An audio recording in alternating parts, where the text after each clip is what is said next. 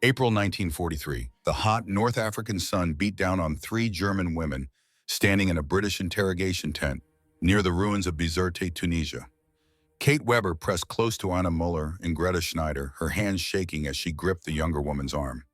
An American officer walked past them, speaking to a British soldier. The words coming from his mouth made Kate's heart stop cold in her chest. He was speaking perfect German.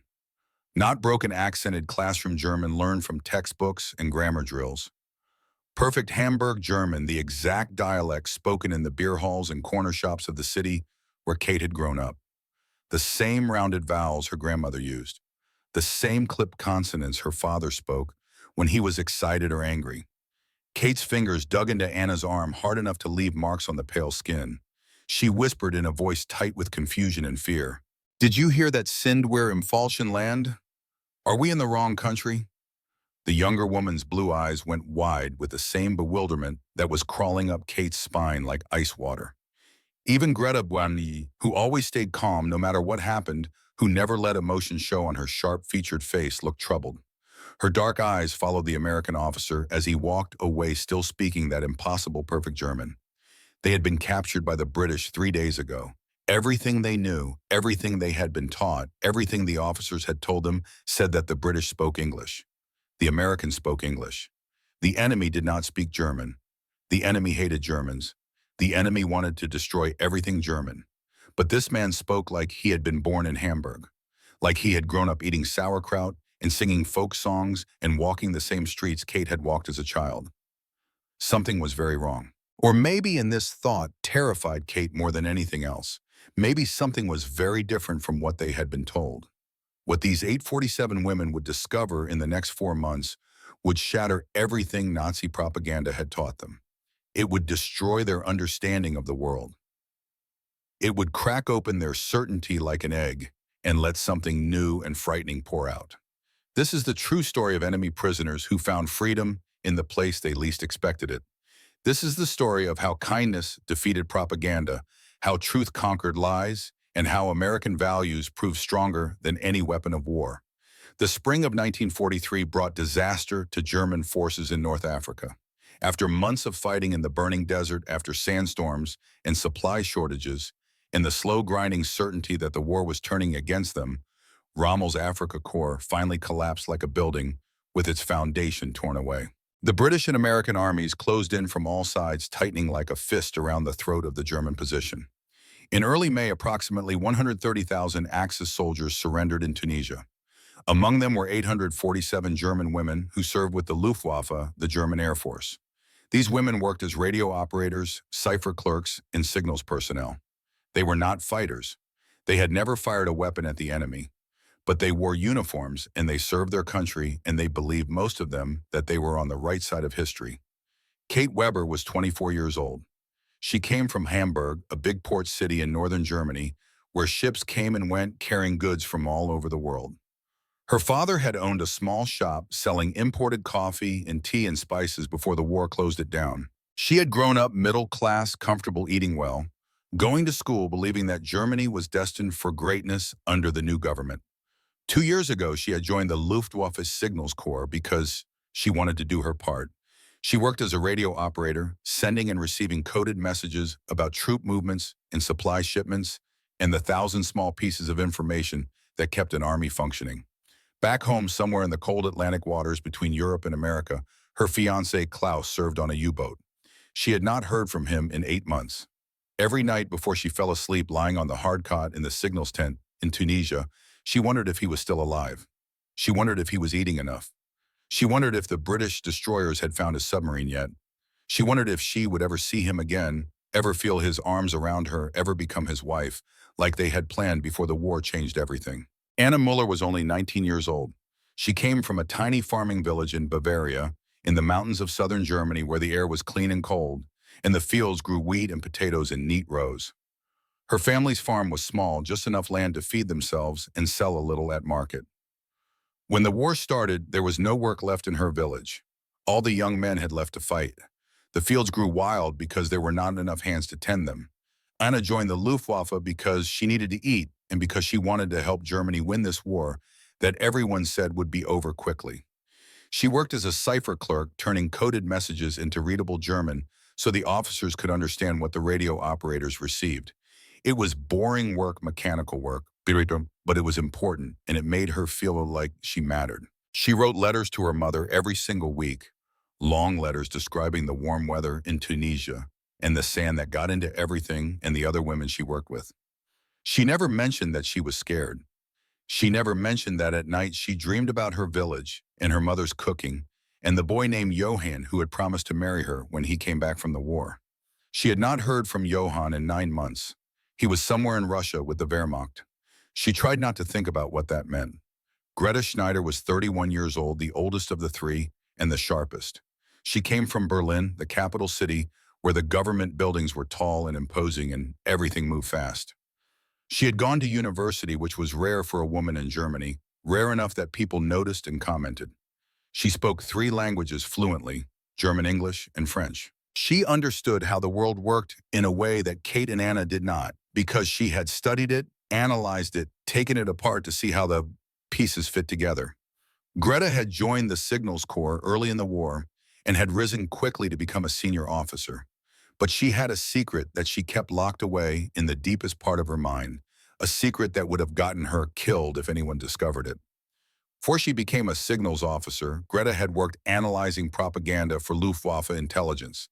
It had been her job to measure how effective the posters were, how well the radio messages worked, how much the German people believed what they were being told.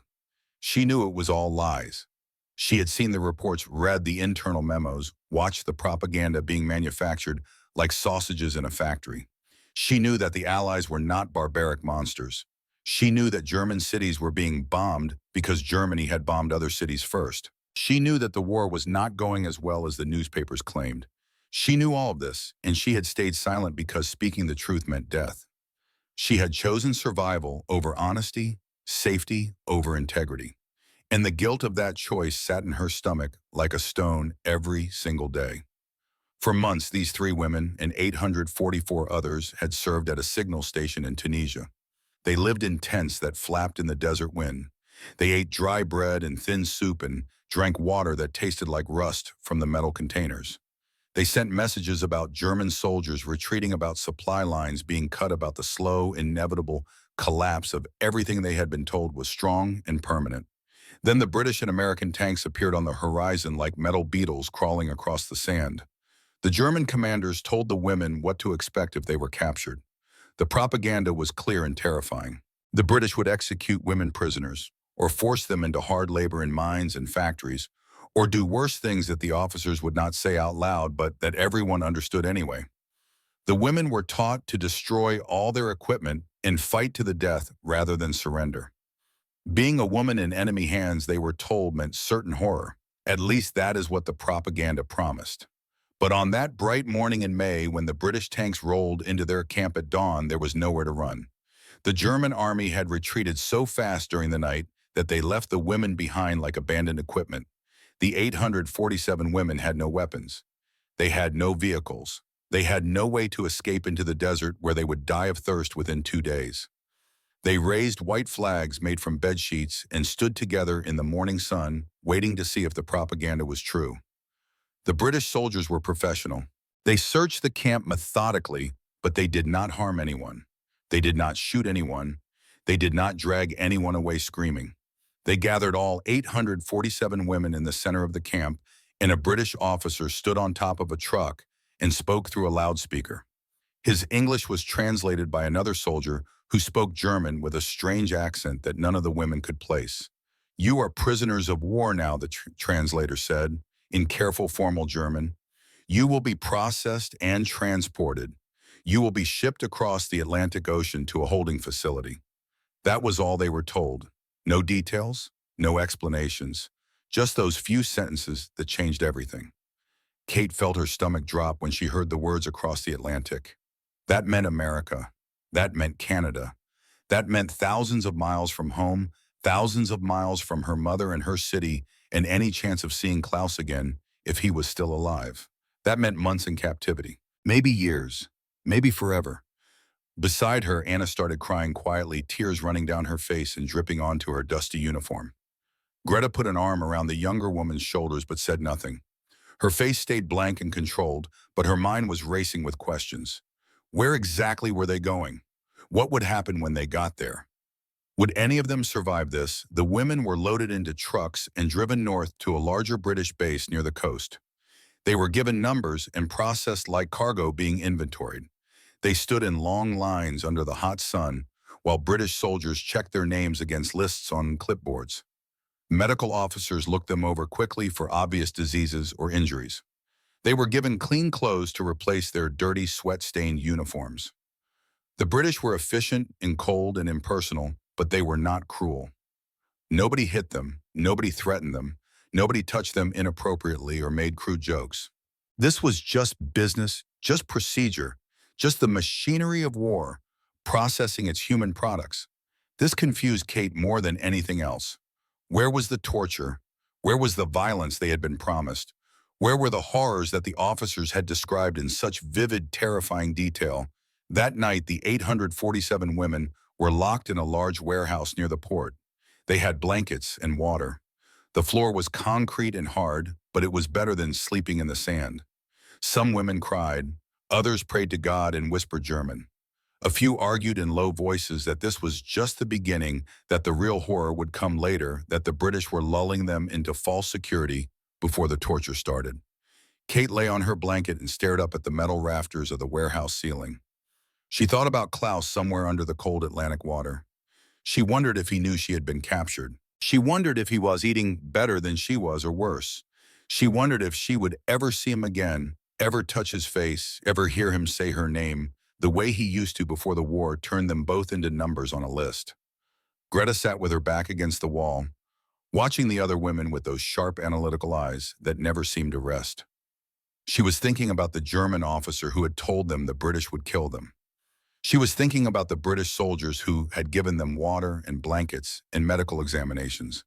She was thinking about how the propaganda and the reality did not match, not even a little bit, not in any way that made sense. This thought scared her more than capture, more than the uncertainty of what would happen next, more than the long journey across the ocean. If the propaganda was wrong about this, if the lies were this obvious, when confronted with reality, then what else had she been told that was false? How deep did the deception go? How much of what she thought she knew about the world was built on sand instead of stone? The women spent 3 weeks in the British camp, waiting while ships were prepared and schedules were coordinated, and the bureaucracy of war slowly processed them toward their next destination. Then one morning the announcement came that sent a chill through everyone who heard it. They would board ships bound for Canada. 847 German women would cross the ocean to a place none of them had ever seen, a place they knew nothing about except what the propaganda had told them. And after what Kate had heard in that interrogation tent, after hearing perfect Hamburg German coming from American lips, she was starting to wonder if anything they had been told was true at all. The women faced the unknown. They did not know what came next. They did not know if they would survive the journey. They did not know if the horrors were still waiting for them on the other side of the ocean. But they were about to discover something that would change some of them forever.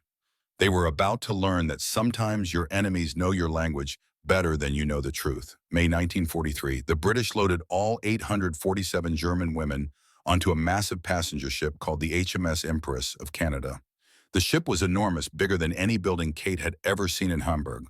It was a luxury liner before the war built to carry wealthy passengers across the Atlantic in comfort and style. Now it carried prisoners and soldiers and the debris of a war that was reshaping the entire world. Along with the women, 2,400 German male soldiers were also on board, captured in the same North African campaign. The men were kept on different decks, separated by locked doors and armed guards. The women would not see them during the voyage. They would not speak to them or share meals or even know if they were being treated the same way. They were isolated, cut off alone with their fears and their questions and each other. Kate, Anna, and Greta walked down a metal stairway into the ship's interior. They expected to be thrown into cargo holds, dark spaces where supplies were usually stored. They expected chains on their wrists. They expected to be locked in the darkness for the 3-week voyage across the ocean. They expected to be treated like dangerous criminals, like enemies who could not be trusted, like women who deserved punishment for serving the wrong side. Instead, British sailors with professionally neutral faces led them through narrow corridors to small passenger cabins, real rooms with real beds, not straw scattered on a floor, not hammocks strung between posts. Actual beds with mattresses and springs in the kind of comfort that Kate had not experienced in almost 2 years. Anna reached out and touched one of the beds like she thought it might disappear if she moved too fast, like it might be a mirage created by heat and exhaustion and desperate hope. She had been sleeping on dirt and sand for 6 months straight. This mattress felt like clouds, like impossible luxury, like something from a dream of the life she used to have before the war. Each cabin had 4 beds arranged against the walls. Clean white sheets sat folded on each mattress, waiting to be spread out and slept on. The cabin even had a small sink mounted to the wall with a tap that actually worked. Kate turned the handle and watched cold water pour out into the basin. It was cold, but it was clear, free of the rust and sand and mineral taste that had contaminated every drop of water in Tunisia. In the desert, water had come in battered containers that leaked and tasted like metal. This water looked pure enough to drink straight from the tap. The ship left port on May 28, 1943. The engine rumbled deep below their feet, a constant vibration that made everything feel alive and moving and unstoppable. Kate stood on the deck for as long as the guards allowed, watching the African coast disappear into the heat shimmer of the horizon. She did not know if she would ever see Europe again. She did not know if her mother was still alive in Hamburg. She did not know anything except that the world she had understood was crumbling, like old bread. Beside her, Anna was crying quietly again, the way she cried almost every day, now soft tears that she tried to hide from the other women. Greta stood with her arms crossed, watching the ocean with those careful measuring eyes that saw everything and revealed nothing. She was always watching, always thinking, always analyzing the data that the world presented to her trained mind. That first evening, British sailors came to the cabins and told the women in a mixture of broken German and hand gestures to follow them to the dining area. The women walked in silence through the narrow hallways of the ship. None of them spoke. They were too nervous, too uncertain about what was coming next, too afraid that speaking would somehow jinx whatever small mercy they were being shown. They entered a large room filled with tables and chairs bolted to the floor so they would not slide when the ship rolled in heavy seas. The smell hit them first before they even saw the food, before they understood what was happening.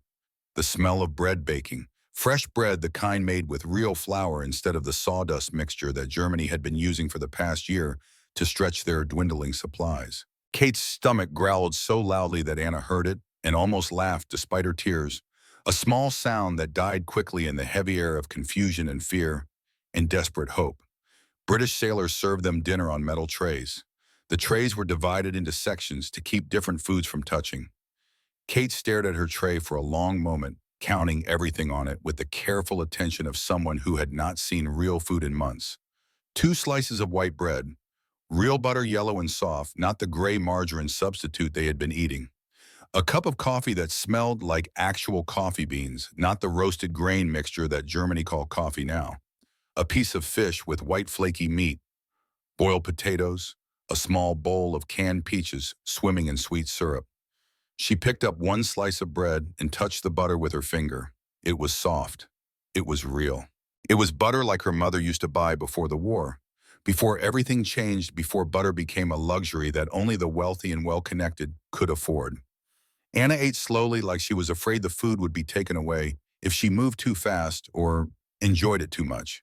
She whispered to Kate in a voice so soft it was almost inaudible over the sound of hundreds of women eating. "This is better than what we ate in Tunisia for months." Kate nodded because she could not speak around the lump in her throat. It was better than what German soldiers ate anywhere in the entire Wehrmacht. The propaganda had said the British were starving because of German U-boats sinking their supply ships. The propaganda had shown pictures of British citizens with hollow cheeks and empty plates. But these people, these enemies, were feeding their prisoners better than Germany fed its own soldiers. The next morning brought another surprise that made the confusion deepen into something close to panic. Breakfast. 3 meals a day, every single day. Breakfast was porridge with milk and sugar bread with jam and tea that tasted like real tea instead of dried leaves scraped from the bottom of old barrels. Kate pulled out the small diary she kept hidden in the inner pocket of her dress. The guards had not found it during the search because it was so small, just a notebook the size of her palm with pages thin as tissue paper. She wrote the date and then the words that would not leave her mind. They give us more food than our own army gave us.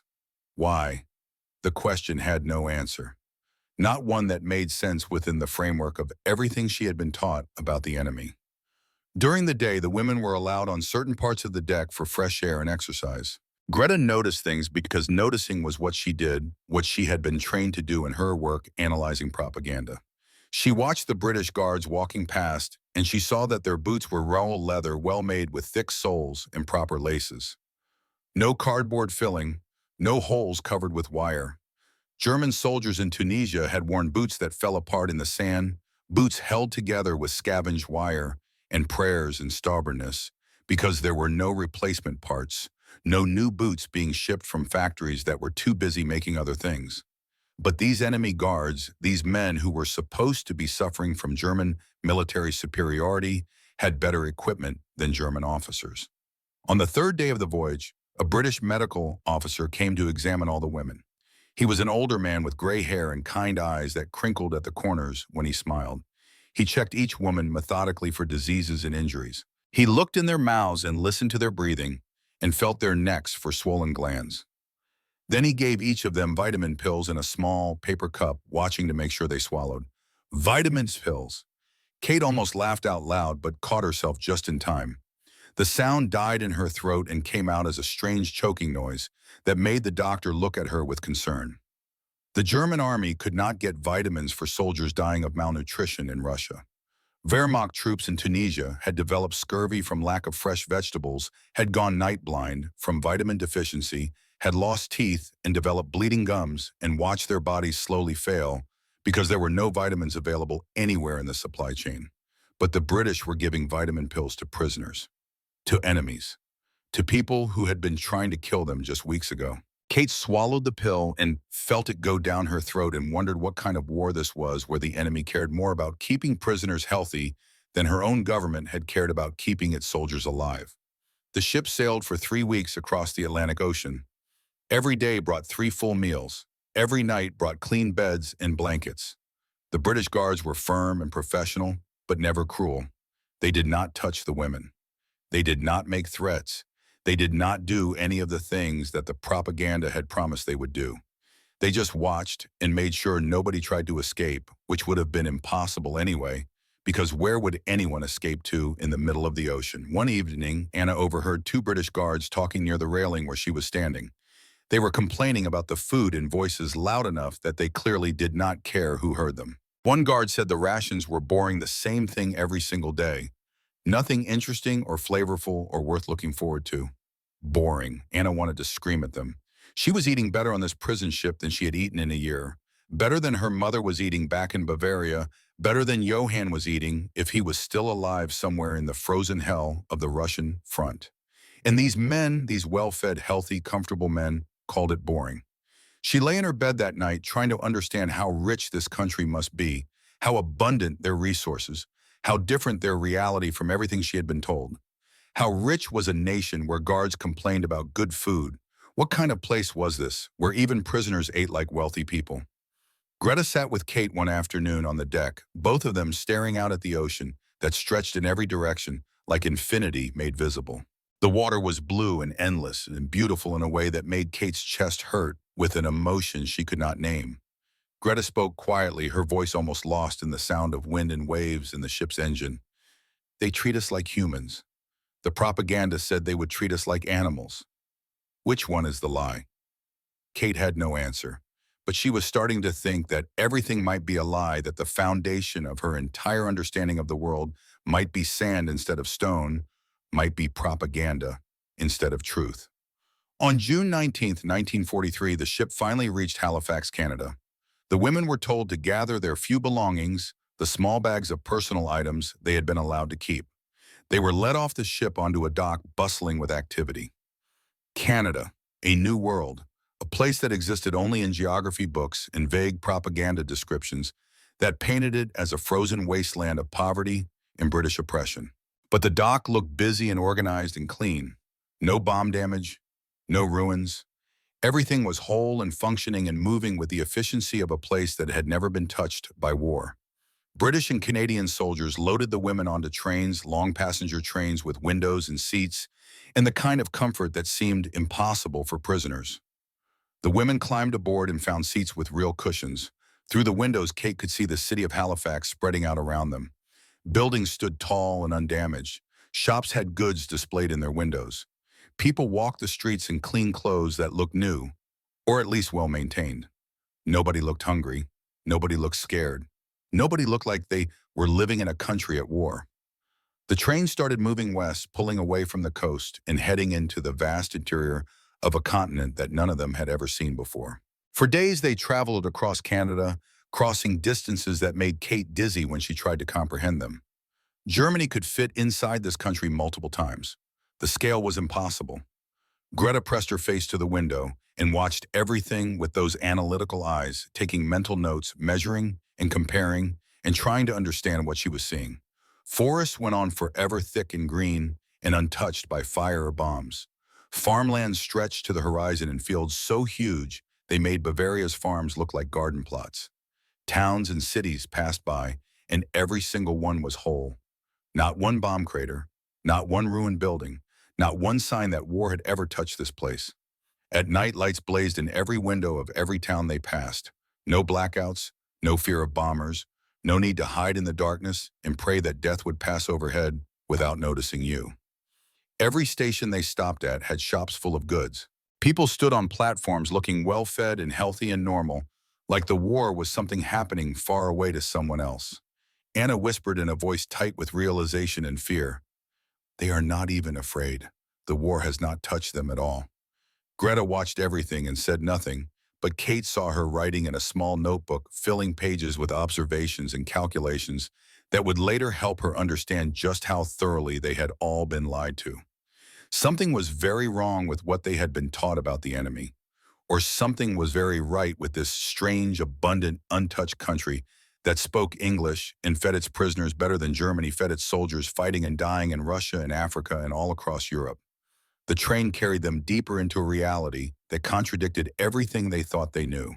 And with each mile, each town, each glimpse of abundance and normalcy, the propaganda crumbled a little more. The lies became more obvious. The truth became harder to deny. They were heading toward a city called Milwaukee in a state called Wisconsin, in a country that was about to teach them what freedom actually meant. June 22, 1943. The train slowed in the late afternoon, wheels screeching against rails as the massive engine pulled hundreds of tons of steel and human cargo toward its final destination. Greta looked out the window and saw a small station ahead, wood and brick, painted in colors that looked too bright, too clean, too untouched by war. The other women started gathering their belongings, the few possessions they had been allowed to keep, thinking this might be their final stop after days of endless travel through a country that seemed to have no end. The train hissed and squealed as it came to a complete halt. Through the window, Kate could see a wooden sign hanging above the platform. She read it out loud to Anna and Greta, her voice uncertain, testing the English words carefully. Milwaukee, Wisconsin. The doors opened with a metallic clang, and Canadian guards told them in a mixture of English and broken German to step out onto the platform. All 847 women climbed down from the train cars, blinking in the bright June sunshine that felt different, cleaner, somehow less hostile than the burning African sun they had left behind. The air smelled different too, fresh and green like grass and trees and growing things like life instead of sand and death, and the metallic taste of fear. A man in a neat uniform walked toward them across the platform. He looked like a station master official and proper, with a clipboard in his hands and the bearing of someone who took his job seriously.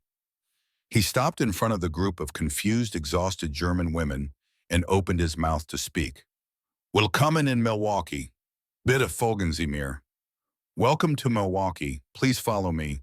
In German, perfect German, not the halting, uncertain German of someone who had learned it in school from textbooks. This was real German, flowing and natural, spoken with a Bavarian accent that sounded exactly like the way Anna's grandmother talked back in her village in the mountains. Every single woman froze. 847 women stood completely still on the platform, staring at this American man speaking their language, like he had been born to it. The shock was physical, like being slapped across the face with cold water. Kate's mind went blank for a moment, unable to process what she was hearing. Anna grabbed Kate's arm so hard it hurt her fingers digging into the flesh, hard enough to leave bruises. She whispered in a voice that shook with confusion and something close to panic. Is this a trick A test? Are they trying to catch us saying something we should not say? Greta's eyes went sharp and focused the look she got when she was analyzing something, taking it apart to understand how it worked. She listened carefully to the way the man spoke, to his accent and his word choices and the rhythm of his sentences. She turned to Kate and said quietly, urgently, needing them to understand. That is a Bavarian accent from southern Germany, not someone who learned German in school. He grew up speaking it. That is his native dialect. More people appeared on the platform now. Local civilians coming to watch the prisoners arrive, curious about the German women who had been captured in Africa and brought halfway around the world. Two women stood near a bench talking to each other in rapid German, their voices carrying across the platform. Then one of them turned to speak to a man and switched to English in the middle of a sentence, back and forth between languages, like it was the most natural thing in the world, like speaking two languages was as normal as breathing. An older man walked past, pushing a cart loaded with luggage. He was humming a song under his breath, not paying attention to the crowd of women or the guards or the general confusion. Kate recognized the song immediately. It was a folk song from the Rhine Valley, a song about rivers and vineyards and the beauty of the German countryside. Her father used to sing it on Sunday mornings when he was in a good mood, when business at the shop was good and the world seemed bright and full of possibility. This American man, this stranger in a foreign country, was humming her father's song while he worked. Anna looked at Kate with wide, frightened eyes that were filling with tears again. Are we in the wrong country? Did the ship take us to Germany by mistake? But that made no sense. The signs were in English. The flags hanging from buildings were Canadian and American, red and white stripes and stars and maple leaves, nothing German anywhere. They were definitely in North America, definitely thousands of miles from home. So why did everyone speak German? Why did this place sound like home when it was supposed to be the heart of enemy territory? The station master led them down the main street, away from the train platform, and into the city itself. Kate looked at everything as they walked, her eyes trying to take in all the details at once. A newspaper stand on the corner had papers in two languages side by side. She could read the German one clearly. Der Deutscher Amerikaner, the German American, a German-language newspaper published here in America in the middle of a war against Germany. Her head started to hurt from trying to understand what that meant. They passed a church, a tall brick building with a white steeple pointing up at the blue sky. The sign out front had words in both English and German. Sunday service 10:00 a.m., and below it, Sonntagsgottesdienst 10 Uhr. The same information in two languages, like both were equally normal here. Like speaking German in America was not something to hide or be ashamed of or fear punishment for. Street signs caught her eye as they walked deeper into the city. Friedrich Street, Goethe Street, Wilhelm Street, German names on American streets. She looked at Greta and saw that she had noticed too. The older woman said nothing, but Kate saw her hand moving, writing in that small notebook again, recording everything for later analysis. The guards led all 847 women to a large brick building complex that looked like a school or university. The station master explained in his perfect Bavarian German that this was Marquette University, a Catholic school. The students were gone for summer break, so the women would stay here in the dormitories until more permanent arrangements could be made. A priest came out to greet them. He was an old man with white hair and a kind face lined with wrinkles that spoke of years of smiling and caring for people. He spoke to them in German with a Swabian accent, the same accent that Anna's grandmother had back in her village in Bavaria, the same rounded vowels and soft consonants that Anna associated with safety and home and her childhood before the war. Anna started crying again. Not from fear this time, but from confusion so deep it felt like drowning. Nothing made sense anymore. Nothing fit with what she had been taught about America, about the enemy, about how the world worked. The priest patted her shoulder gently and said, in that familiar, comforting Swabian German, "You are safe here, child. No harm will come to you." Inside the building, American women volunteers showed them to large rooms filled with beds. Real beds with real mattresses, not straw, not blankets on the floor. Actual mattresses with springs that gave when you sat on them, and sheets that smelled like soap and sunshine. Greta sat on a bed and it was soft. She had slept on hard ground for so long that soft felt strange, almost wrong, like something her body had forgotten how to recognize. An American woman showed them the bathroom, a tiled room with sinks and toilets and showers. She turned on a tap and steam rose from the water like magic. Hot water. Running hot water that came out whenever you wanted it, as much as you needed, unlimited and free. Anna reached out and touched the stream of water, then jerked her hand back because it was actually hot enough to burn if you were not careful. The woman smiled and said in German, in that same comfortable, natural German that everyone here seemed to speak. First hot shower in a while, yes, take your time. We have plenty of hot water. Plenty. That word again. Kate had heard it on the ship. She was hearing it here. Plenty of food, plenty of water, plenty of everything. While back in Germany, her mother stood in line for hours to get a few hundred grams of flour and some artificial fat that tasted like chemicals. That evening, they were led to a huge dining hall, a room that could seat 900 people easily. Long tables stretched in rows across the polished floor. The smell of cooking food made Kate's mouth water, instantly, involuntarily her body responding to the promise of real food before her mind could catch up. Real food, meat cooking, bread baking, butter melting, onions frying. The smells were so rich and overwhelming after months of thin soup and dry bread that Kate felt dizzy. American women in aprons brought out plates of food and set them on the tables. Kate looked at her plate and could not breathe for a moment, could not process what she was seeing. Roast beef. A thick slice of actual beef browned on the outside and pink in the middle with juices running across the plate. Mashed potatoes with gravy rich and creamy and steaming. Carrots glazed with butter and herbs. 2 slices of white bread with real yellow butter already melting into the warm surface. A glass of milk, cold and white and fresh. A piece of apple pie for dessert sitting there like a promise of sweetness to come. She picked up her fork and cut into the meat. The knife slid through easily. She counted silently while she ate, unable to stop herself from calculating. The piece of beef on her plate weighed about 427 grams. She knew because she used to help her father weigh goods in a shop before the war, before everything closed down. 427 grams of meat. Wehrmacht rations in Africa had been 200 grams of meat per week. Per week, 7 days. And that was when supplies were good, when the ships got through, when the rations actually arrived instead of being lost to Allied bombers or submarine attacks or simple bureaucratic failure. She was eating more than twice a week's ration in one meal. One single meal. Anna ate her pie slowly, making each bite last as long as possible, letting it melt on her tongue. She had not tasted real apples in over a year.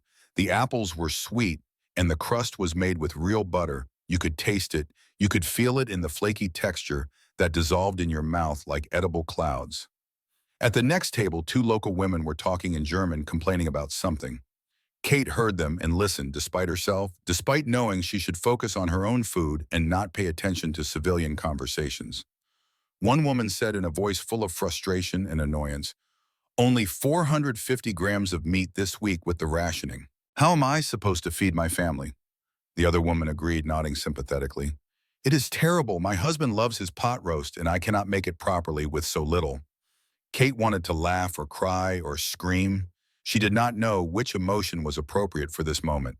German civilians back home in Germany got 250 grams per week if they were lucky, if the rations came through, if the distribution system had not collapsed in their area. Most got less, many got nothing. People were starving in Hamburg and Berlin and Munich, eating sawdust bread and watered-down soup and whatever they could scavenge from bombed-out buildings. And these American women with their German last names and their comfortable lives were complaining about getting more meat than Germans ever saw. That night, lying in a real bed under clean sheets, Kate tried to make sense of everything. Her mind went in circles, chasing explanations that did not quite work, trying to fit the evidence into the framework of what she had been taught. This must be a special camp, she decided, set up for propaganda purposes, to make them think America was rich and wonderful and generous. This could not be real. This could not be normal life here. It had to be fake, a carefully constructed illusion designed to break their spirits and make them doubt their loyalty to Germany. It had to be fake.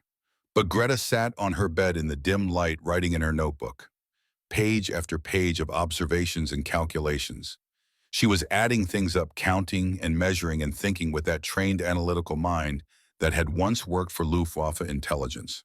Kate could see her face in the lamplight, could see the concentration in the slowly dawning horror as the numbers told a story that could not be denied. Anna just stared at the ceiling, her eyes open and unblinking. She was too overwhelmed to even process what was happening. Everything she thought she knew about the enemy was wrong.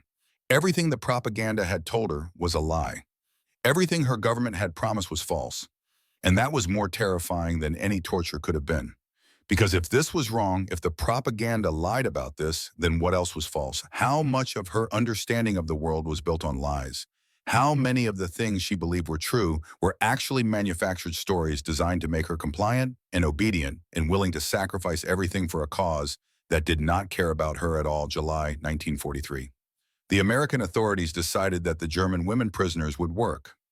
Under the Geneva Convention, prisoners of war could be assigned to work as long as it was not war work, not making weapons or building military equipment or doing anything that directly contributed to the enemy's ability to fight.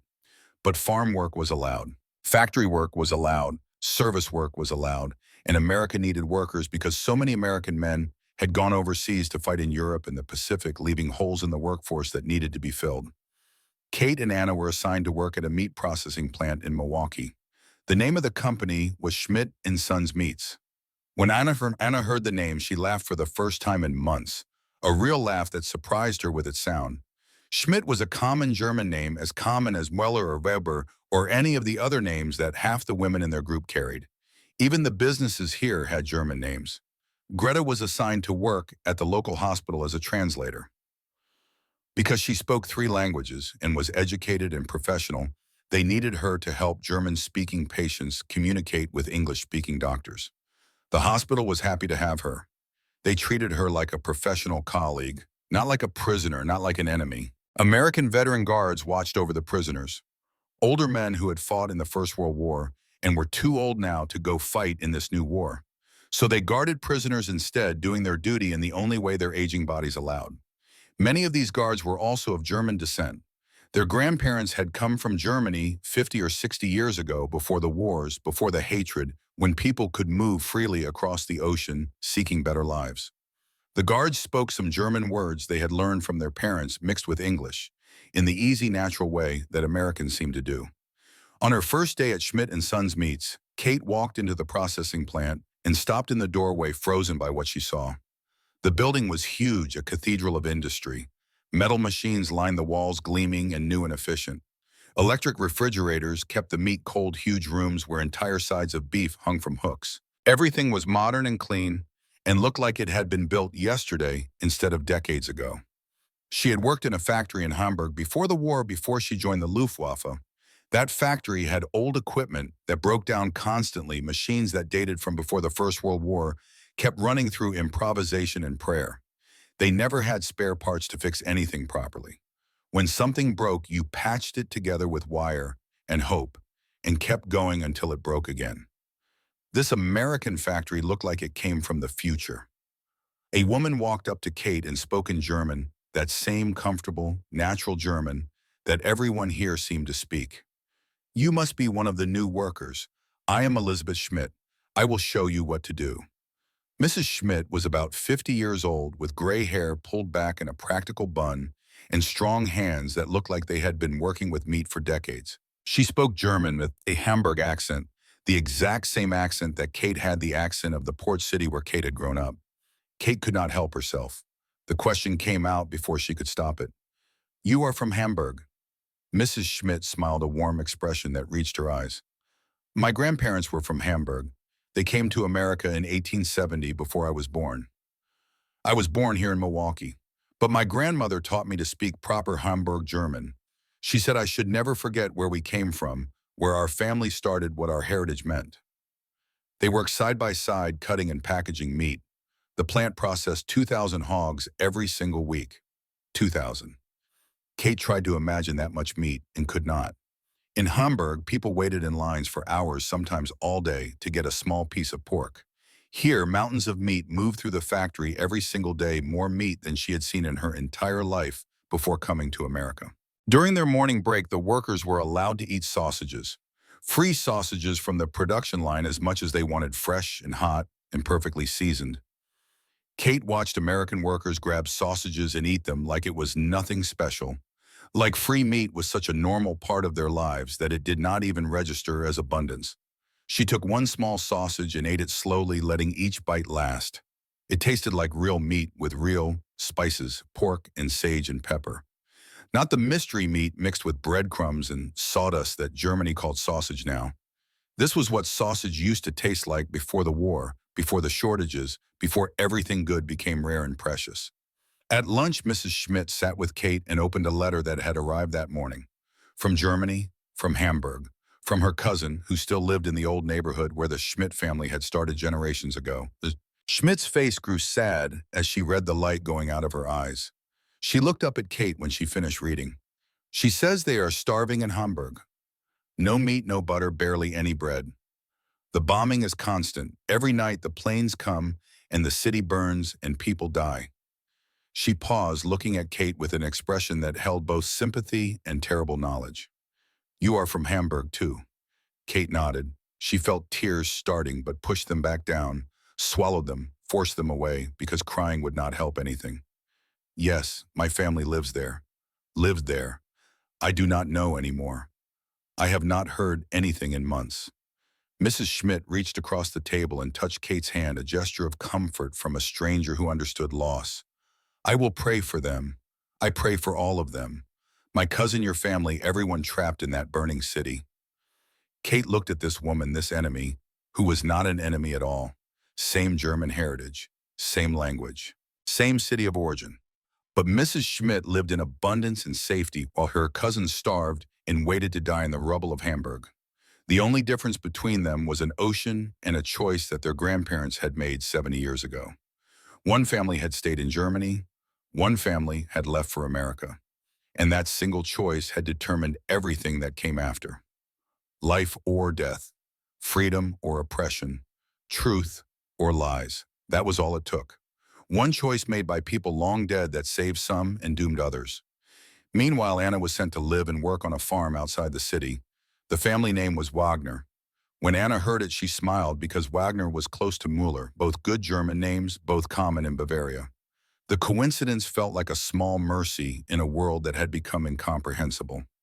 The Wagner family owned 160 acres of land, 160 acres. Anna's family farm in Bavaria was 40 acres, and people in her village called it a large farm, one of the bigger operations in the area. This American farm was 4 times bigger than what she had thought of as large. The Wagner family had 2 automobiles, 2 cars sitting in the barn like it was normal to own multiple vehicles. One for work, driving to town and hauling supplies. One for Sunday drives for pleasure, for taking the family to church or visiting relatives. They had electric milking machines in the barn, modern equipment that did the work of 3 men. They had a radio in the living room, a big wooden cabinet that brought news and music and entertainment into their home every evening. They had a telephone mounted on the wall in the kitchen, a device that let them talk to people miles away without leaving the house. Anna stared at these things like they were artifacts from an alien civilization. This was wealth beyond anything she had imagined. This was abundance that seemed impossible, excessive, wasteful even. How could one family need 2 cars? How could farmers afford electric machines? Who were these people? Mr. Wagner was kind but serious, a man who worked hard and expected the same from everyone around him. His 3 sons were all overseas, fighting with the American army, one in Italy, one in the Pacific, one in England, preparing for something big that no one was allowed to talk about. His wife, Mrs. Wagner, spoke German with a Bavarian accent because her parents had come from Bavaria 2 generations ago. She treated Anna like a guest, not a prisoner. She gave her a clean room with a real bed. She fed her the same food the family ate. On Sunday, Mrs. Wagner invited Anna to join them for dinner. It was not a command, it was an invitation. Anna could have refused, but she did not want to refuse because she was lonely and homesick and desperately needed to feel like a human being instead of a prisoner. roast chicken with herb stuffing, potatoes with real butter melting in golden pools, fresh vegetables from the garden picked that morning while the dew was still on the leaves, apple cake for dessert made with real sugar and real eggs and real butter ingredients that Anna had not seen together in one recipe since before the war started. Anna ate carefully, trying not to look like she was starving, even though part of her still felt hungry all the time, a hunger that went deeper than her stomach, a hunger for normalcy and safety and the life she used to have. Mrs. Wagner noticed anyway because mothers always notice when young women are not eating enough. She put more food on Anna's plate without asking, without making it seem like charity or pity. Eat, child. You are too thin. We have plenty. Plenty. There was that word again. They had plenty while their three sons fought a war against Anna's country. Her family had nothing while her brother Johann, if he was still alive, fought the same war from the other side. How could this be? How could the enemy have plenty while the superior German nation starved? The question had no answer that fit with what she had been taught. At the hospital, Greta worked with doctors and nurses who treated her like a professional colleague. She translated for old German-speaking patients who had never learned English, immigrants who had come to America decades ago but had always lived in German-speaking communities where English was not necessary. One day she was translating for an elderly woman who needed surgery, a routine procedure that would save her life. The woman's chart said she had three sons. All three served in the American Army. All three were fighting against Germany right now, somewhere in Europe or the Pacific or North Africa, fighting against the country where their mother had been born. Greta had to ask. The question burned in her mind until she could not hold it back anymore. Your sons fight for America, but you speak German at home. The old woman looked at her with tired eyes that had seen too much eyes that understood things Greta was only beginning to grasp. We speak German because it is our language. We are American because this is our country. You can be both. My sons love their heritage and they love their country. They are not fighting for Germany. They are fighting against the Nazis. Greta felt something crack inside her chest, a barrier breaking that she had not known was there. The propaganda had taught her that being German meant being loyal to the Nazi party, that loving your country meant following the Führer, that heritage and politics were inseparable, welded together into one unified identity. But this old woman was proving that wrong. You could be German and still be free. You could love your language and culture without loving the government that had corrupted both. You could preserve your heritage while rejecting the evil done in its name. This idea was new and revolutionary and terrifying in what it meant for everything Greta had believed. At night, the women gathered back at Marquette University in their dormitory rooms. They talked quietly about what they saw during the day, sharing observations and trying to make sense of experiences that did not fit any framework they had been given. Kate told them about the meat factory. They waste more meat and trimmings than we see in a month back home. The workers snack on sausages during breaks like it is nothing. Free sausages, as much as they want. Anna talked about the Wagner farm. They have two cars, and electric machines that do the work of multiple men, and a telephone. My family in Bavaria does not even have electricity in the barn yet. We still milk cows by hand because we cannot afford machines. Another woman named Helga, who worked at a furniture factory, spoke up. The machines never break down because they have spare parts for everything. Everything. When something breaks, they fix it the same day, sometimes the same hour. In Germany, we waited months for parts that never came. Here they just order new parts and they arrive and everything works again. Some of the younger women started crying. One girl, barely 18, said in a voice breaking with emotion, "My brother is in Russia eating frozen bread and fighting with a rifle that jams every third shot because we do not have the parts to maintain it properly." Why are we so poor and they are so rich? Greta spoke up quietly from her corner of the room. She had been listening to everything, processing it all with that analytical mind. Because they are not spending everything on war. They send men to fight, yes, but their economy still works. Their people still eat. Their factories still produce civilian goods. They built a country that can afford to fight and still take care of home. An older woman named Hilda, one of the resistors who refused to believe what she was seeing, got angry. Her face flushed red and her voice rose sharp and cutting. "This is propaganda. All of it. They are trying to break us to make us doubt. This is all fake." staged, designed to weaken our resolve. But Kate shook her head, certainty growing in her chest like a weight. It is not fake. The German families here get letters from Germany, real letters from their relatives. I heard Mrs. Schmidt reading one today. Everyone there is starving, while everyone here complains about rationing that gives them more food than German soldiers get. The soldiers fighting for us. The men dying for the fatherland. They eat worse than prisoners. The truth of that statement hung in the air like smoke, choking and undeniable. The women wrote letters home when they were finally allowed, but the American authorities read every letter before sending it.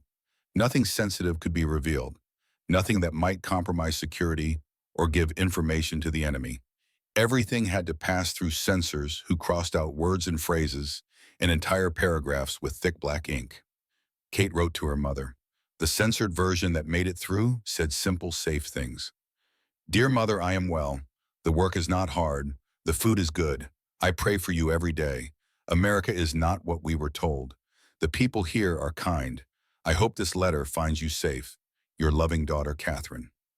What she wanted to write but could not, what the censors would have destroyed before it ever left Milwaukee, was this. Mother, we were lied to about everything. The enemy is not barbaric. They are not cruel. They treat us better than our own army ever did. I do not know if we are fighting for the right side. I think maybe we are the bad ones. I am so confused and scared, and I do not know what truth is anymore. But that truth had to stay in her diary, the small notebook she kept hidden under her mattress, the pages where she wrote everything honestly, without fear of censors or punishment, or anyone reading her words except her future self. November 1944. The American Guards did something that shocked every single woman who witnessed it. They allowed the prisoners to watch Americans vote in the presidential election. Franklin Delano Roosevelt against Thomas Dewey, Democrat against Republican. Two men fighting for control of the government while the country fought a war on two fronts across two oceans. The women watched from windows and doorways as American citizens lined up at polling places. They watched people argue about politics in the streets, voices raised in passionate disagreement about who would make the better president. They watched newspapers print articles supporting different candidates, criticizing the current leadership, questioning decisions and policies in the entire direction of the country, and nobody was arrested. Nobody disappeared in the night. Nobody was sent to camps for speaking against the government. Kate stood with Greta watching a polling station across the street from the meat processing plant. She saw people of all kinds voting, rich and poor, young and old, men in suits and men in work clothes covered in grease and dirt, all of them participating in the decision about who would lead their country. Greta said quietly, her voice full of wonder and pain, in Germany we had elections too, but only one choice, one party, one result predetermined before anyone cast a ballot. This is real democracy. This is what it actually looks like when people choose instead of being told. Two American guards stood near them, also watching the voting. The guards were arguing about the election, their voices friendly but heated. One supported Roosevelt, one supported Dewey. They disagreed completely about who should be president. But after they finished arguing, they laughed and went back to work together. Still friends, still colleagues, their disagreement changing nothing about their relationship. This was impossible according to everything Kate had been taught. Disagreement meant disloyalty. Criticism meant treason. Different opinions meant division and weakness and the collapse of national unity. But here disagreement was normal, expected, even encouraged. Kate started asking Mrs. Schmidt questions during their breaks at the meat factory. Questions she would never have dared to ask in Germany, questions that would have gotten her reported to the Gestapo. How can you criticize your government and not be arrested? Mrs. Schmidt looked at her with surprise, like the question itself revealed something tragic. That is what freedom means, Kate. The government works for us, not the other way around. If they do a bad job, we vote them out. If they make bad decisions, we tell them so in newspapers and on the radio and in public meetings. They serve us. We do not serve them. Kate's mind struggled with this concept like trying to understand a foreign language with no translation. Government works for the people, not people working for the government. The entire hierarchy was inverted backwards from everything she knew. December 1904, Mrs. Schmidt received a letter from her cousin in Hamburg. The envelope was thin, the paper cheap, rationed like everything else in Germany. Mrs. Schmidt opened it during lunch break with hands that trembled slightly. She read it in silence, her face going pale, her eyes filling with tears. When she finished, she handed the letter to Kate without saying anything. Just handed it across the table and waited. Kate read on. The words were simple, but they hit like physical blows. December 3rd, 1904. Dear Elizabeth, the bombing last week destroyed our entire block. We live in the basement now, what is left of it. Mother died in November. The doctor said starvation, but really she just gave up. She gave her ration card to the children so they could eat. We have no heat, no windows. The cold is worse than the hunger. You cannot imagine the cold when you have no heat and no walls, and the winter wind blows through the ruins. You wrote me about the German prisoner working at your factory. Tell her something for me. Tell her she is lucky. Lucky to be captured. Lucky to be fed. Lucky to be warm. Lucky to be alive.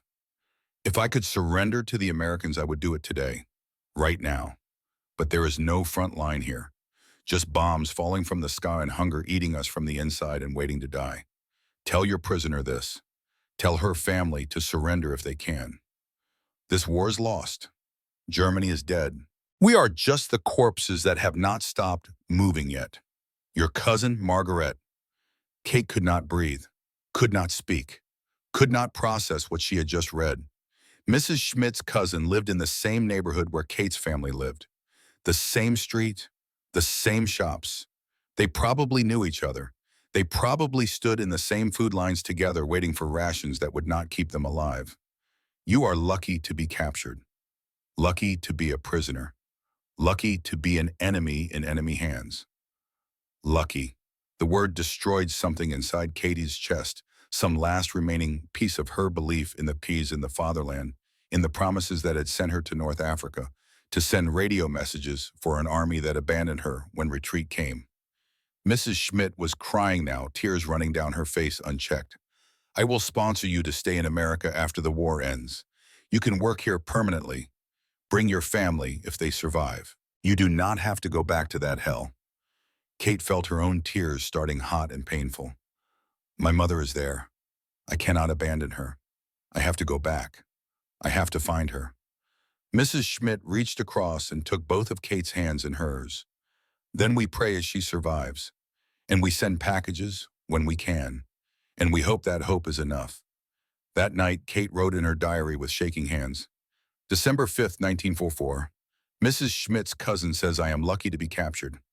I am eating roast beef while her mother starved to death, giving her ration card to children. I am warm while they freeze in a basement with no walls. I am alive while they wait to die. The Führer promised us glory and gave us ashes. He promised us greatness and gave us mass graves. I do not know if I can forgive myself for believing the lies, but I know I can never believe them again. The propaganda is dead inside me. It died when I read that letter. Now I just feel empty where the certainty used to be. May 7th, 1945. The guards called all 847 women to gather in the main hall at Marquette University. They had done this before for important announcements, but this time something felt different. The air was electric with anticipation and fear and hope, all mixed together into something that made breathing difficult. The radio was turned up loud so everyone could hear. The women stood in silence waiting. Then the announcement came crackling through the speakers in a voice that tried to sound triumphant, but just sounded tired. Germany had surrendered unconditionally. The war in Europe was over. The room stayed silent for a long moment as the words sank in as their meaning became real. Then some women started crying. Others collapsed into chairs, their legs giving out under the weight of relief and grief and confusion about what this meant. A few smiled tentative expressions of hope that peace had finally come. Most just stood there trying to process the information, trying to understand what the end of the war meant for them personally. Kate felt her knees go weak. She sat down hard on the floor, not making it to a chair, just sitting where she stood because standing was no longer possible. The war was over. 6 years of fighting, 6 years of death and destruction and lies. 6 years of the world tearing itself apart. Over. Thank God, she whispered. Thank God it is over. Anna cried from relief so strong it felt like pain, a physical sensation in her chest that she could not control. Maybe Johann had survived. Maybe her brother was alive somewhere in a Russian prisoner of war camp. Maybe the dying would stop now. Maybe people could start living again instead of just surviving. Greta stood with her arms crossed, her face carefully blank, revealing nothing. But inside, she was thinking about what came next. Germany had lost. The Nazi regime was finished, destroyed, erased from power. What would happen to Germany now? What would happen to the German people? What would happen to all of them? These 847 women who had been captured and brought to America and shown a different way of living. In the following weeks, news came from Germany. It was worse than anyone had imagined possible. Berlin was rubble, a city of ruins where buildings had been, and now only broken stone remained. Hamburg was destroyed, burned, and bombed until it was barely recognizable. Munich, Frankfurt, Cologne, every major city reduced to debris and ash. Millions of people were displaced, homeless, wandering through the ruins, looking for family members who were probably dead. Starvation was everywhere. Disease was spreading. The entire country had collapsed into chaos. The American government began planning for repatriation, for sending prisoners home now that the war was over. But they gave the women something unexpected, something generous that none of them had anticipated. They gave them a choice. They could return to Germany if they wanted, or they could apply to stay in America. If they stayed, they would need a sponsor, someone willing to vouch for them. They would need it all. They would need to pass security screening to make sure they were not dangerous, not war criminals, not people who had committed atrocities. But if they met those requirements, they could stay. They could build new lives in America. They could become Americans themselves eventually through the long process of naturalization and citizenship. This choice tore the 847 women apart more thoroughly than any battlefield ever could. Stay in the country that had been their enemy or return to the homeland that had lied to them. Both options felt wrong and right at the same time. Both carried pain and possibility in equal measure. Kate decided to return. She had to find her mother. Had to know if her family had survived the bombing and the starvation and the collapse of everything. Even though Germany was destroyed, it was still home. She could not abandon her mother, could not live with the guilt of staying safe in America while her family struggled in the ruins. She promised Mrs. Schmidt she would send letters telling her if she arrived safely, if she found her family, if there was anything left of the Hamburg they both loved. Mrs. Schmidt gave her a package to take, a thick envelope full of things that might save lives. Food, money, addresses of relief organizations, letters to deliver to her cousin Margareta, and a promise written on paper and sealed with tears. If you want to come back to America, I will sponsor you. You have family here now too. Remember that. Anna chose to stay. The Wagner family had offered to sponsor her, to give her a job on the farm to help her through the citizenship process. When Anna told Mrs. Wagner her decision, the older woman hugged her and cried tears of joy and relief and maternal love for this young woman who had become like a daughter. You are family now, Mrs. Wagner said, her voice thick with emotion. You will always have a home here. Anna thought about her village in Bavaria, thought about the small farm with no electricity, no machines, no abundance, thought about the future waiting there if anything was even left standing after the war. Then she thought about America with its plenty, its freedom, its possibilities. The choice was clear, even though it hurt to make it hurt, to admit that she was choosing the enemy's country over her own homeland. There is nothing left in Bavaria for me, she told Kate quietly one night as they sat together in the dormitory. Johann is probably dead. My family's farm is probably destroyed. The village is probably gone. Here I have a future. Here I have hope. I am staying. Greta also chose to stay. The hospital had offered her a permanent job as a translator and nurse. She had no family left in Berlin. The city was divided now between the Soviets and the Western Allies, cut in half like a body on an operating table. The Soviet zone was dangerous for anyone who had worked for the Nazi government in any capacity, even something as minor as sending radio signals. People were being arrested, sent to new camps, punished for their association with the regime, regardless of what they had actually done. Staying in America meant safety. It meant a chance to help other refugees who would be coming, people displaced by the war, who needed someone to translate their fears and hopes into English so they could start rebuilding their lives. But deeper than safety, deeper than the practical reasons Greta chose to stay because of redemption. She had stayed silent when she knew the propaganda was lies. She had chosen survival over speaking truth. Now she could spend the rest of her life helping Germans learn the truth, helping them understand what freedom actually meant, helping them rebuild their identity separate from the evil that had corrupted it. Of the 847 women, 300 decided to stay in America.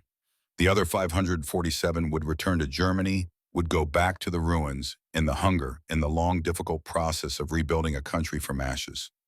October 1945, the German-American community in Milwaukee organized a farewell ceremony at the Concordia Club, the same building where the Oktoberfest had been held 2 years earlier. The same place where Kate had cried with an old man over his granddaughter in Hamburg. The same place where Anna had held hands with an American girl who feared for her brother the same way Anna feared for hers. Everyone came. The women who were leaving, the women who were staying. The German-American families who had helped them, fed them, showed them kindness when they were enemies. The American guards who had watched over them with professionalism and unexpected gentleness. There were tears and hugs and promises to write letters. Addresses were exchanged, written carefully on scraps of paper that would be kept in wallets, in dresser drawers, and treasured like valuable documents. The German-American community gave each woman returning to Germany a care package supplies that might mean the difference between life and death in the ruins. Kate opened her package that night in the dormitory. Inside were cans of food, canned meat, and vegetables and fruit that would not spoil. Bars of real soap, clean clothes that fit, medicine, aspirin and bandages and antiseptic. Things Germany did not have anymore. Things that had become precious and rare and worth more than money. The American Guard commander gave a short speech. He was a quiet man who had supervised the prisoners for 2 years without drama, without incident, with simple professional competence. He stood at the front of the hall and spoke in English while someone translated into German. "You were never our enemies," he said, his voice carrying across the silent room. "Just people caught in a terrible war started by evil men. We wish you well wherever you go. We hope you find peace. We hope you remember that Americans can be kind, that we judge people by their character, not their nationality, that we believe in human dignity, even for those who fought against us." Kate hugged Mrs. Schmidt, both of them crying too hard to speak. Mrs. Schmidt pressed the thick envelope into Kate's hands, the letters and money and addresses that might save her cousin's life.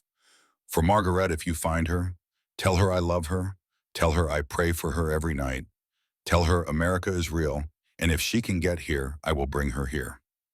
December 1940, the 547 women who chose to return boarded ships in New York Harbor. The journey was different from their arrival 2.5 years ago. They knew what waited for them now. Rubble, starvation, a broken country that would take decades to rebuild.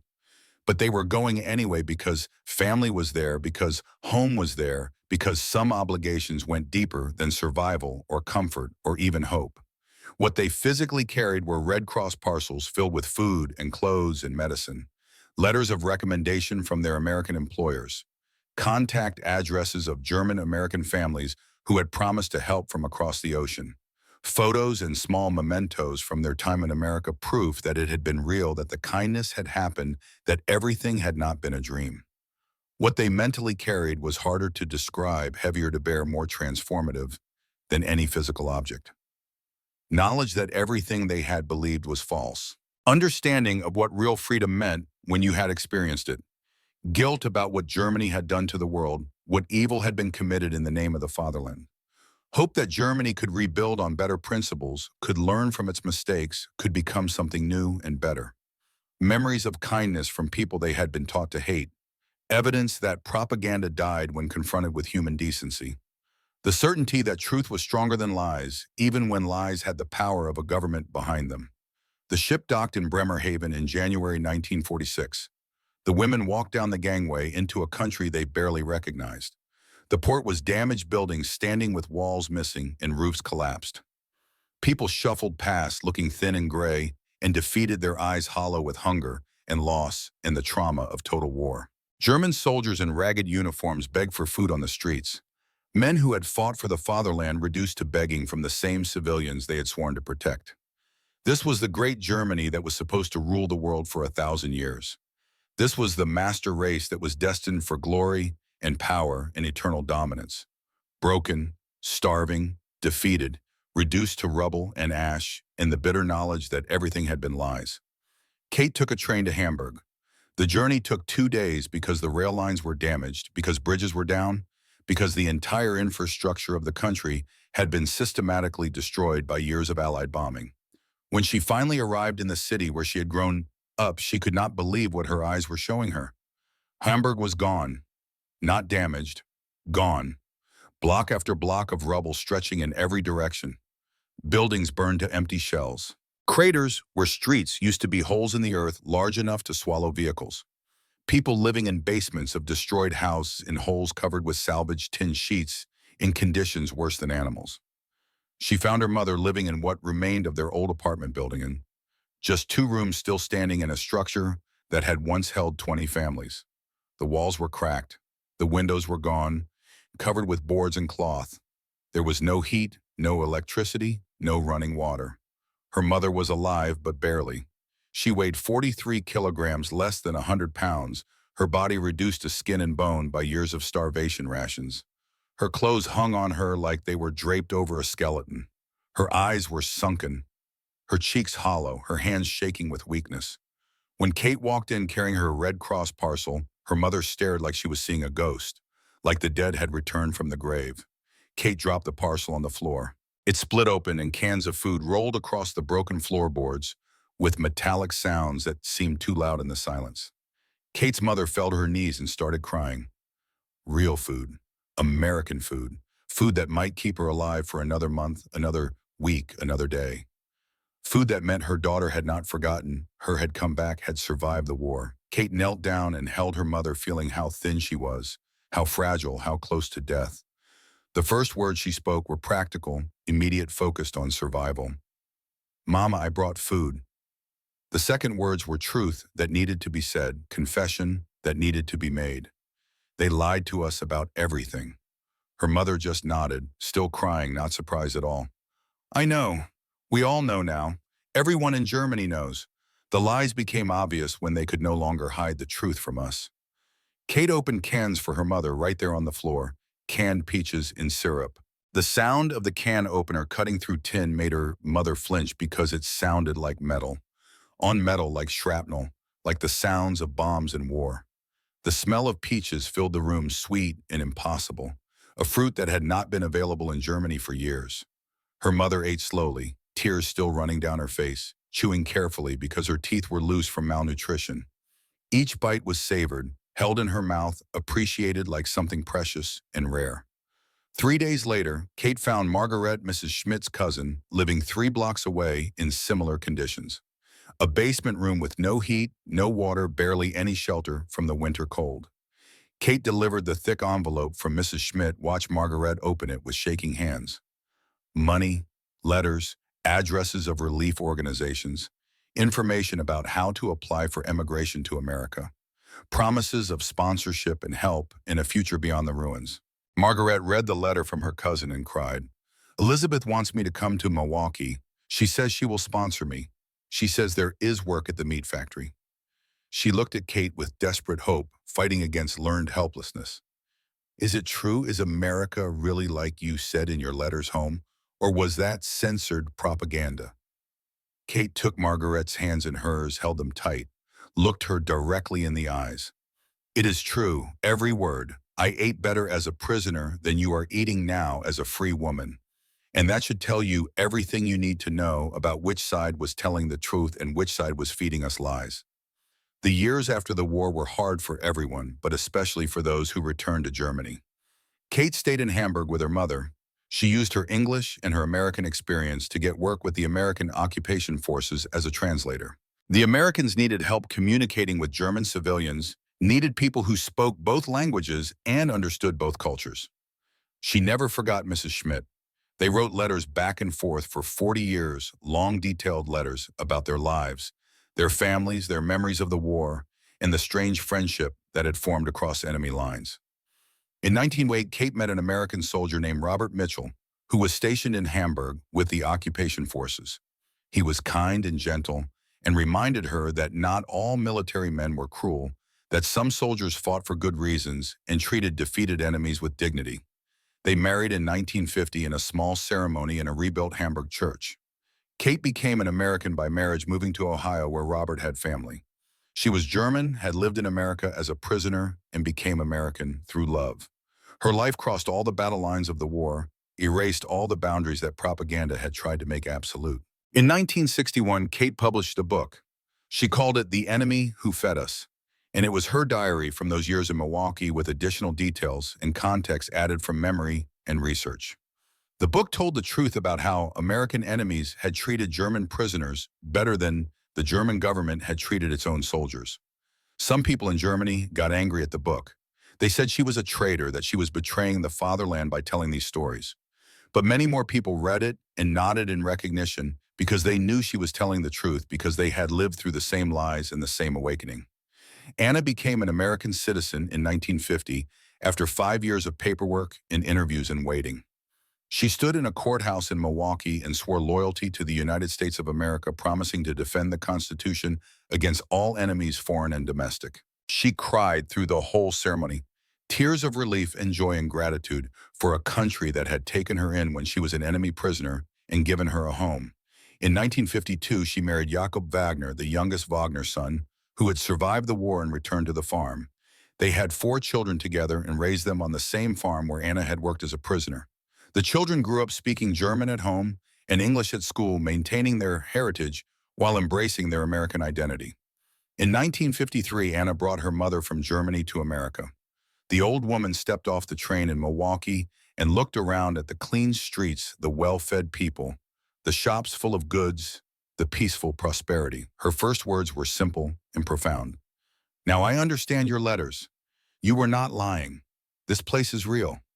Anna's mother lived another 20 years in America, and she never once regretted leaving Germany behind. Greta became the head translator at Milwaukee County Hospital by 1955. She never married, dedicating her life to her work instead. Between 1947 and 1960, she personally helped process over 2,400 German refugees settling in the Milwaukee region. She found them housing and jobs and language classes. She translated their documents and their fears and their hopes into English so they could communicate with the Americans who were helping them rebuild their lives. In 1982, the American government awarded Greta the Presidential Citizens Medal, one of the highest honors given to civilians. She was 71 years old, standing in her best dress in a ceremony in Washington, while the president pinned the medal to her chest. The citation praised her for extraordinary humanitarian work and for building bridges between communities in post-war America. People in Milwaukee called her the Angel of Milwaukee. She smiled when she heard that, but insisted she was not an angel, just a woman trying to make amends for staying silent when she should have spoken. September 24th, 1983. Exactly 40 years after the Oktoberfest that had changed everything. Someone organized a reunion at the Concordia Club, inviting as many of the original 847 women as could be found and were still alive. 127 women came. Some flew from Germany. Some drove from across America. Some were brought by their children and grandchildren who wanted to hear the stories firsthand. They were all around 60 years old now, gray-haired and wrinkled, but still recognizably the same women who had stood confused on a Milwaukee train platform 4 decades earlier. German and American media covered the event. Reporters interviewed the women. Cameras filmed them hugging and crying and laughing and sharing old photographs and introducing their families to each other. Kate spoke standing at the front of the hall at age 64.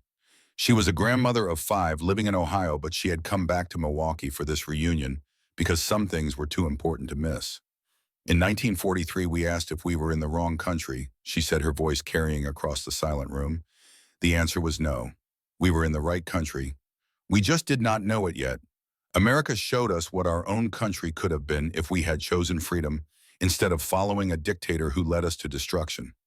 Anna spoke next, age 59, still living on the Wagner farm with her husband and grown children. This community showed me that being German does not mean being a Nazi. You can love your heritage and still love freedom. You can speak German and be American. You can be both. Germany forgot that truth.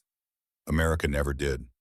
Greta was 71, the Presidential Citizen's Medal pinned to her dress. She spoke with the clarity and precision that had always characterized her thinking.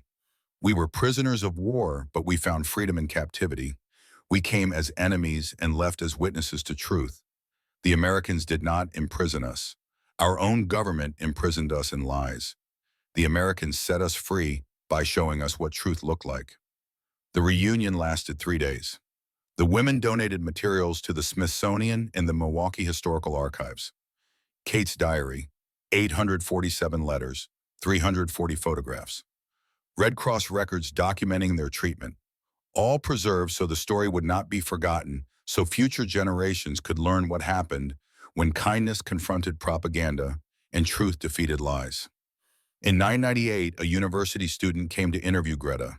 She was 86 years old, one of only 3 original women still alive. The student asked her to summarize her entire experience in one final statement for the historical record. Greta thought for a long moment, looking out the window at Milwaukee, the city that had become her home. Then she spoke, her voice still strong despite her age. People asked me how I could forgive the Americans for imprisoning me. I tell them the Americans did not imprison us. Our own government imprisoned us in lies. The Americans set us free. They fed our bodies with bread and our minds with truth. We came as soldiers for a lie. We left as witnesses to what humanity could be even in war. The real question is not why German Americans spoke German. It is why we did not know that Germans could be free and prosperous and good without a Führer. That realization that we could have had what these Americans had without the war and the hatred and the death, that was the hardest truth to swallow. We were never in the wrong country. We were on the wrong side. And it took the people we called enemies to show us what our own people could have been. The final numbers tell the story with the clarity that only truth can provide. 847 German women entered America between April and June 1943. 0 died in American custody. 300 became American citizens. 547 returned to Germany. 127 lived to attend the reunion in 1983. 3 were still alive in 998 when Greta gave her last interview. Their story is a footnote in history that most people have never heard. But it is also a testament to something profound about humanity and war, and the power of treating enemies with dignity. It proves that war is fought between governments but lived by people, that propaganda dies when confronted with human kindness, that the enemy often has more in common with us than our own corrupt leaders. That freedom means being able to love your heritage without hating others. Sometimes the greatest act of patriotism is admitting your country was wrong. Sometimes humanity transcends nationality, even in history's darkest hours. The 847 women learned these lessons the hardest way possible. They came as believers in a lie. They left as witnesses to truth. And their witness still speaks today, reminding us that truth is stronger than lies, that kindness is stronger than hate, that freedom is stronger than propaganda, and that American values, real American values demonstrated through action, rather than just proclaimed in speeches, can win wars without firing a shot. If this story moved you, share it with someone who needs to hear it. Comment below with your own family's story of coming to America, of serving in the war, of witnessing these transformations firsthand. Your stories matter. They are part of this legacy. They prove that what happened to these 847 women was not unique, that America's strength has always been in its values, in its willingness to treat even enemies as human beings worthy of dignity. Subscribe so you never miss these forgotten stories of American history, the stories that prove our values work not through propaganda, but through lived experience. The 847 women taught us that truth always wins. It just takes time. And in America, truth has time.